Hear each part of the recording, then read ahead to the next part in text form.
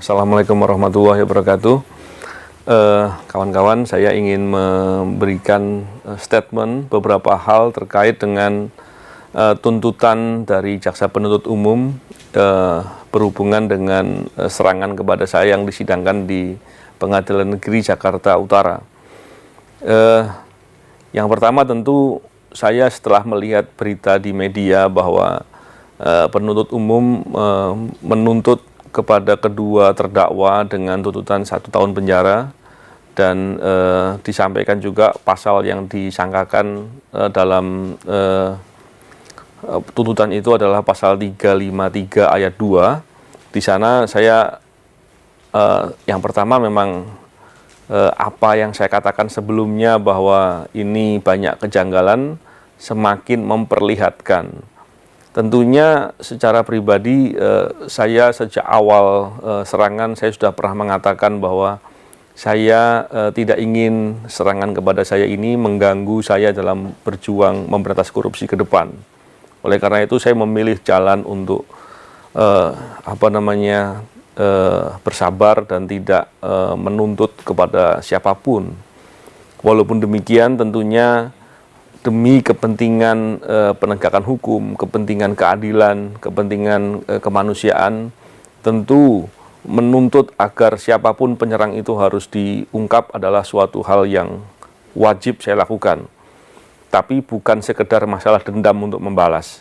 Tapi belakangan ketika saya melihat proses penyidikan berjalan, proses di penuntutan yang diawali dengan dakwaan dibacakan di persidangan, hingga terakhir kemarin tuntutan disampaikan oleh jaksa penuntut, semakin meyakinkan kepada diri saya bahwa ada yang tidak beres di sana.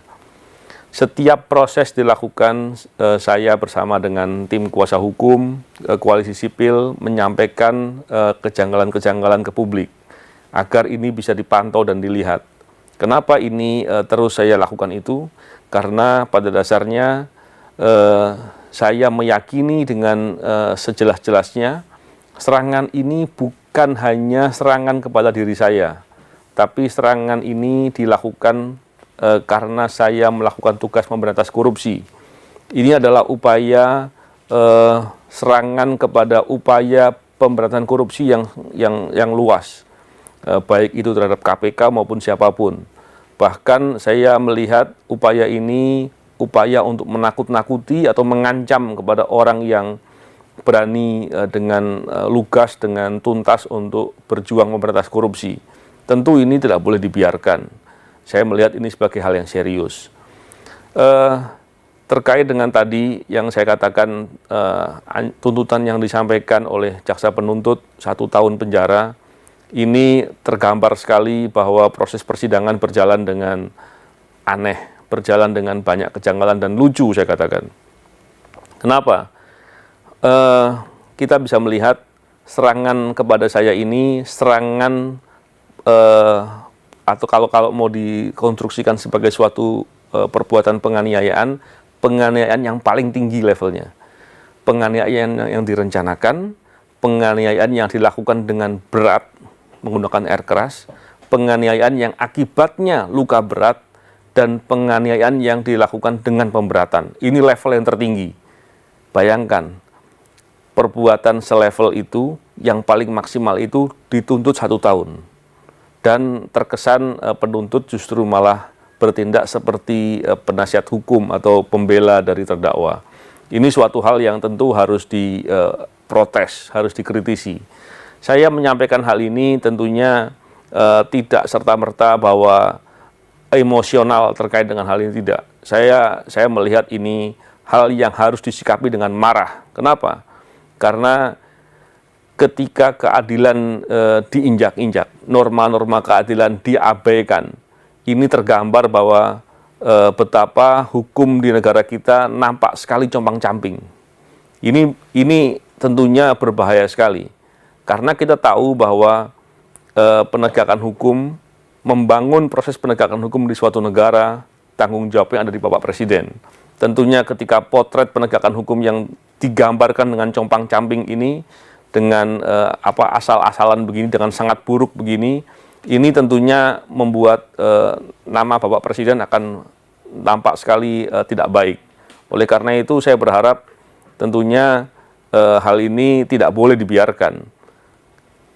Yang pertama itu. Yang kedua, kalau pola-pola seperti ini tidak pernah dikritisi, tidak pernah diprotes dengan keras, dan kemudian Presiden juga membiarkan, saya sangat meyakini bahwa pola-pola demikian akan mudah atau banyak terjadi kepada masyarakat lainnya.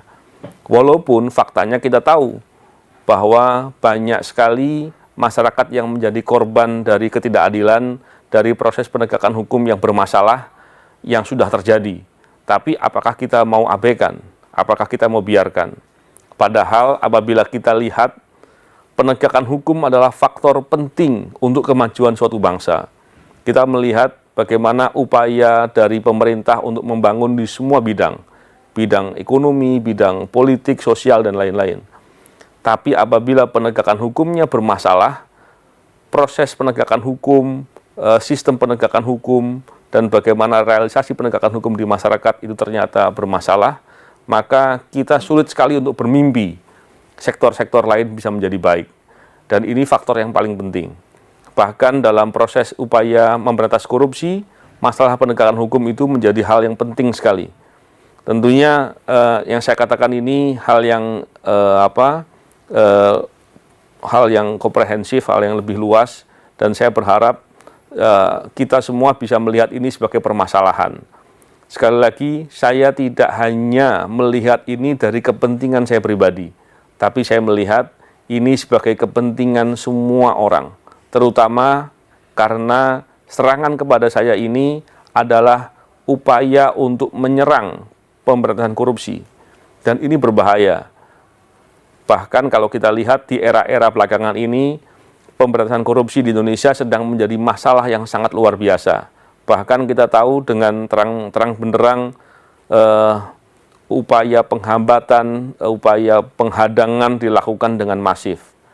Di tengah banyaknya potensi-potensi korupsi, bahkan perbuatan-perbuatan korupsi yang terjadi. Tentunya keprihatinan ini adalah keprihatinan kita semua, dan sekali lagi saya sangat prihatin dengan adanya proses persidangan yang sekarang sudah masuk di masa penuntutan yang berlangsung seperti itu. Keprihatinan ini bukan pertama kali, tapi sudah saya sampaikan berulang kali, dan ini sudah banyak kejanggalan-kejanggalan yang terjadi. Saya kira apakah ke depan situasi itu akan berubah, apakah kemudian prosesnya akan menjadi baik, bagi saya yang penting adalah saya tetap akan berikhtiar untuk berbuat. Saya akan melakukan protes-protes sebagaimana mestinya dengan cara-cara yang benar.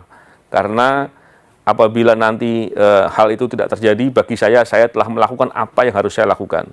Dan apabila prosesnya putusan kemudian berjalan seperti keadaan sekarang, maka itulah potret dari penegakan hukum di Indonesia, dan ini harus menjadi keprihatinan kita semua. Bagi saya ingin mengajak semua kalangan masyarakat untuk bisa mengkritisi hal seperti ini, baik kasus ini maupun kasus-kasus lain yang menunjukkan ketidakadilan, menunjukkan suatu perbuatan yang menggambarkan potret penegakan hukum yang compang-camping. Oleh karena itu, dengan semangat upaya memberantas korupsi yang baik ke depan, tentunya saya mengajak kepada semua kawan-kawan yang berjuang untuk memberantas korupsi untuk tetap berani dan konsisten. Karena orang-orang yang terlibat dalam perilaku korupsi, koruptor dan kawan-kawannya, mereka berharap kita semua takut dengan kejadian ini. Kita semua menjadi melemah, dan kemudian mereka bisa dengan semaunya sendiri merampok dan menjarah uang rakyat, harta dari bangsa dan negara. Saya kira itu hal yang menjadi concern bagi saya, dan sekali lagi kejanggalan demi kejanggalan yang saya catat, saya umumkan ke media, kepada publik setiap waktu dan setiap tahap, itu semakin tergambar, dan ini semua saya minta untuk menjadi perhatian dan kita menjadi catatan bagi kita semua. Semoga ini bisa menjadi upaya perbaikan Saya tidak tahu perbaikannya akan seperti apa, tapi tentunya dalam kesempatan ini saya juga mendesak kepada Bapak Presiden, apakah masih tetap akan membiarkan, apakah terus kemudian akan turun untuk membenahi masalah-masalah seperti ini. Bukankah sejak awal Bapak Presiden memberikan perhatian soal ini, tapi kemudian mempercayakan kepada aparatur yang sedang bekerja? Bukankah sudah sangat cukup alasan untuk menunjukkan bahwa aparatur bekerja dengan bermasalah di sana-sini? Saya kira itu ingin saya sampaikan. Terima kasih. Assalamualaikum warahmatullahi wabarakatuh.